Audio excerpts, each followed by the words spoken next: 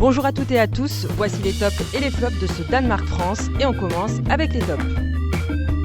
Difficile de ne pas citer Presnel Kimpembe, titularisé pour laisser souffler Samuel Umtiti. Le joueur du PSG a été à la hauteur, lui qui jouait son premier match de Coupe du Monde.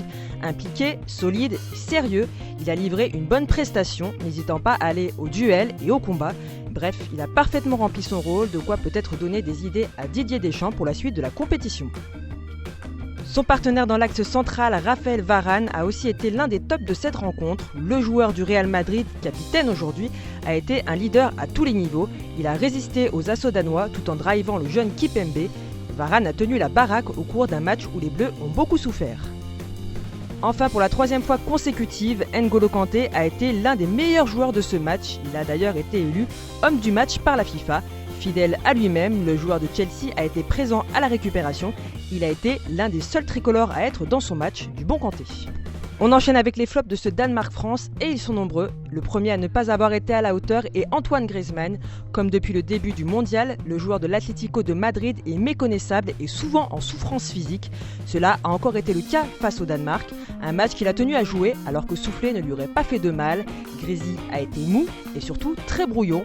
On ne compte pas le nombre de passes ratées. Malgré 1 ou 2 sursauts d'orgueil, Griezmann n'est toujours pas entré dans son mondial, de quoi inquiéter. Thomas Lemar avait une carte à jouer, lui qui pouvait espérer gagner la place de milieu offensif gauche dans le 4-2-3-1, mais il est passé à côté de son match, absent une bonne partie de la première mi-temps. Il a ensuite beaucoup tenté, mais il a souvent fait les mauvais choix. Il a manqué d'automatisme avec les autres offensifs, des éléments qui se sont marchés dessus. Comme Lemar, Ousmane Dembélé jouait gros, mais le joueur du Barça est resté sur sa ligne de conduite des dernières rencontres, quelques fulgurances et un déchet monstrueux.